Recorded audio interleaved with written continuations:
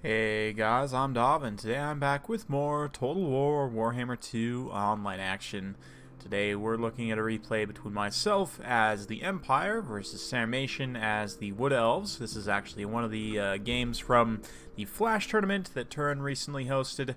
I know most of you guys have probably watched these games already, but I wanted to recast them anyway after the fact, kind of go through some different things. So let's get to it. This first game, of course, Empire versus Wood Elves. Sarmation has gone with a very risky full Vanguard strategy. So if we look here, he's got, let's see, 4 units of Dryads, 4 Wild Riders, or 3 Wild Riders looks like, 4 units of Deepwood Scouts. He's also got a Branch Wraith as the heroic support, and the Wardens of Kithral, the Regiment of Renown, Wild Rangers, who I actually didn't realize could Vanguard, but that is incredibly good to know. And that's mostly it. He's got a Glady up on an Eagle on the other side of the map, obviously, since none of the Wood Elf Lords can Vanguard. And that's pretty much it for myself. I've got a front line of 4 Swordsmen, 4 Spearmen with shields. We've got 2 Reiksguard out on this flank. Sorry, 1 Reiksguard, 2 Reiksguard, 3 Reiksguard in total, and then 2 Empire Knights out on this flank. We've got the Archlector, Warrior Priest, and a Bright Wizard as well. So let's get the battle rolling. You can see right off the bat I'm going to be having to react to this mass Vanguard here. And my cannon's definitely taking some pain here. Going to be shut down very, very quickly. That being said, I have enough bodies to be able to respond here pretty effectively. We're going to get a nice charge with the Empire Knights into these Wild Riders here. They'll trade very cost effectively with the Wild Riders because of their higher armor. Overrunning a little bit into the Dryads there. Meanwhile, over on this side, we've got a similar situation going down. State troops clashing with these Dryads, the Wild Riders, and more. Just all across the line here, and it was at this point that I really wished I had Flaming Sword of Ruin. I actually didn't bring it with the Bright Wizard. Right now, dropping that in this front line would be great against these Dryads, but we have this huge pitched engagement going down. An Overcast Withering from Sarmation here is going to tear away the armor of a lot of these Empire units, and they're going to start taking a lot more damage from the quote-unquote non-AP of like these Deepwood Scouts, for example, who are getting roasted by a massive Burning Head going down in the back line. Up until this point, it was looking pretty rough for me, but that Burning Head alone was able to roast out 2 of those units of Deepwood Scouts, might even rout them off completely, so that's helped. Empire Knights being routed off in this pocket, though. Reiksguard starting to take quite a bit of damage, but we are starting to collapse this center pocket pretty effectively here. Going to be charging through onto the remnants of the Deepwood Scouts here, the Reiksguard. You can see just riding them down. It's going to be rough stuff for Sarmation here, losing out on all of these expensive ranged units. Bright Wizard tries to come over, gets hit with a Prey of Anathema, and Glady's going to come over and teach him a lesson in melee, so conking him in the head, the Eagle Talons there. But Archlector is still pushing back, and you can see Wardens of Kithral trying to move back to a little bit more of a defensive position.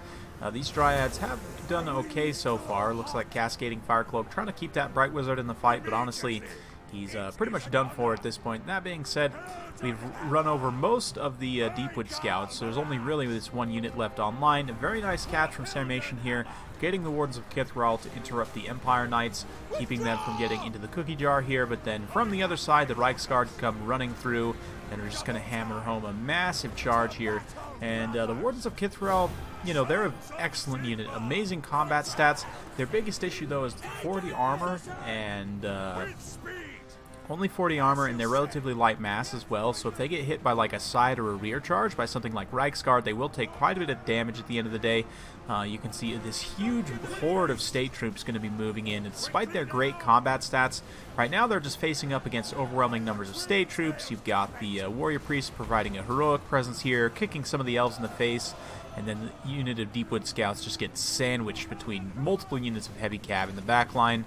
Definitely going to be rough stuff, and then we're going to get this giant Cav Zerg and bring it on home on a rear charge on the Wardens, and yeah, that's going to be pretty much it for them.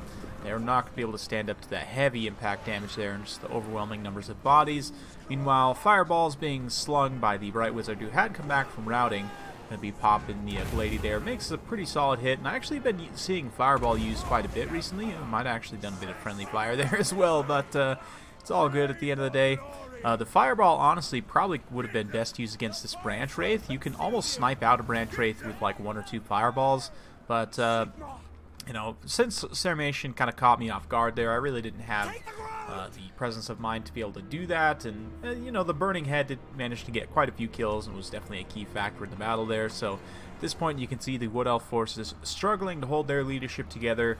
It's going to be victory for the Empire. So very well played to Sarmation. Hope you guys enjoyed watching. It's definitely a fun one. A bit of a risky build from my opponent there, but on that map where you could deploy fully behind, I definitely understand, and it almost worked. If not for the overwhelming amounts of heavy cavalry, I think I would have struggled mightily to deal with it. Thankfully for me, though, we had plenty of infantry to hold things up, and then the Reichsguard and the Empire Knights both doing quite a bit of work. Of course, the Bright Wizard as well with that Burning Head definitely helped negate these Deepwood Scouts.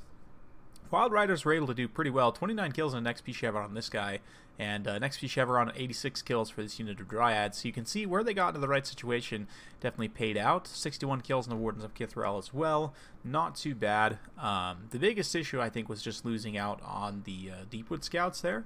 If Sarmation had maybe brought Way Watchers instead, I mean, they also have Vanguard.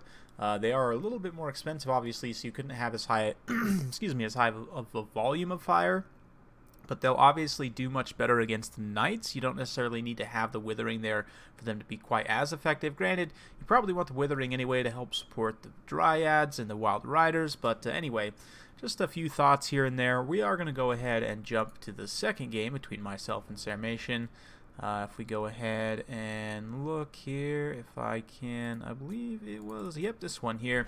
So it's going to be Norsca versus the Warriors of Chaos, Wulfric the Wanderer, and his Shadow Balefiend buddy, with 4 Marauders, 1 Berserker, and the Brutes of the Hound. We've also got a single Marauder Horsemaster, the Kennel, with the Norscan Ice Wolves and the Beasts of Tashnar, and we've also got yeah, plenty of Famir as well. Miststalkers, 2 Famir with great weapons.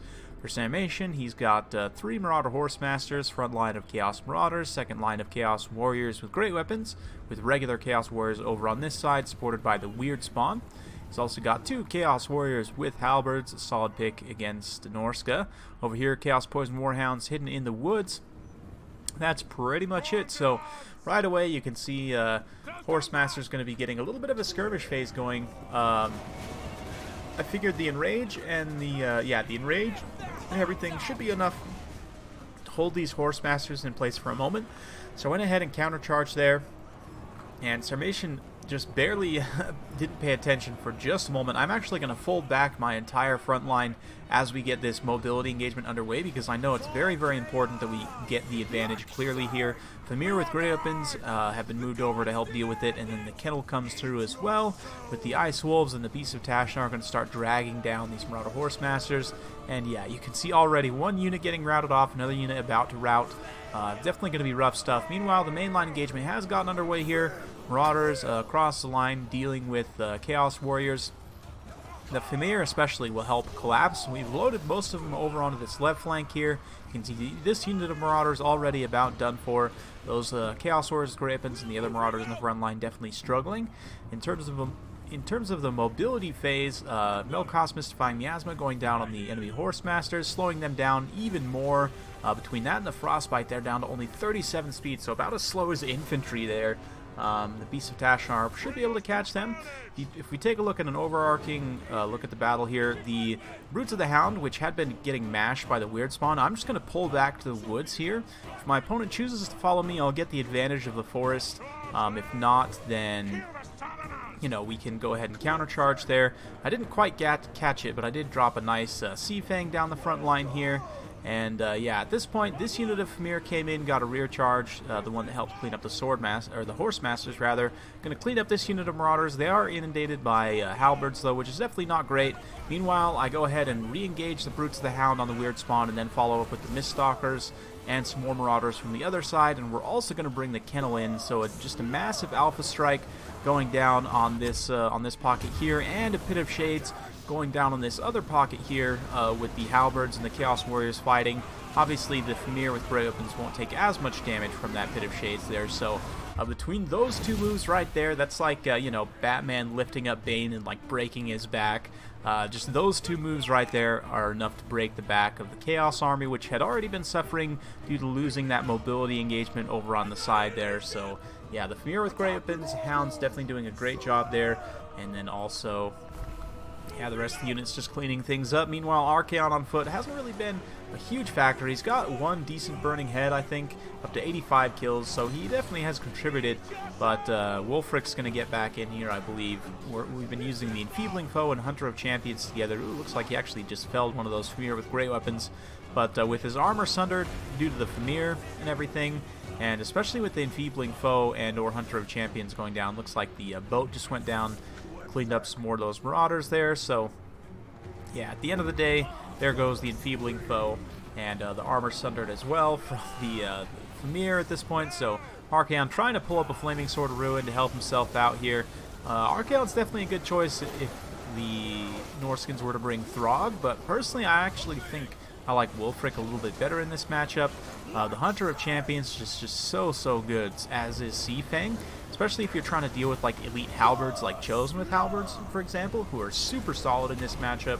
The double wind spell with the Penumbral Pendulum and the Seafang following up can do a lot of damage even to armored units, so I definitely recommend that. But anyway, it is going to be victory for this one, meaning I have won 2-0 over Sarmation and moved on, which definitely not an easy task. I know both of these battles were relatively quick, but don't get me wrong, Sarmation is a very good player. He's beat me plenty of times before, so nothing to sneeze at there. In terms of the army breakdown here, 102 kills, 2 XP Chevrons, and these Berserkers did very well.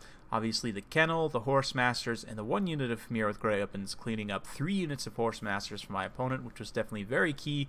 These guys throwing their javelins at my infantry would have been very uncomfortable throughout the match, so the fact that we were able to shut them down so early on was very beneficial. 53 kills on the Weird Spawn. I actually really like that pick, kind of as a bit of a counter meta pick in this one. They have the Mass to stop up Familiar. They'll actually trade okay against the Familiar because of their armor sundering. They'll help your other units trade better against them as well. I think the the one thing for Sarmation is you could probably cheap out these 2 Chaos Warriors down to Marauders, and then maybe upgrade these 2 Chaos Warriors to Chosen with halberds. It's not exactly the same cost, but personally I think that Chosen with halberds are almost a must pick in this matchup, just because they deal so well with the Familiar, especially the Familiar with Grey Weapons. They're very cost effective, but at the end of the day, yeah, the mobility engagement I think was definitely the key part of that factor, and then also just getting a few kind of cheeky engagements there with like the Brutes the Hound and so on. That nice Overcast Pit of Shades as well did quite well. So hope you guys enjoyed watching this quick double cast. If you do like this sort of content, be sure to like, subscribe, hit that bell notification button so every time I upload a new video you'll be notified. Thanks again for watching, and we'll see you next time.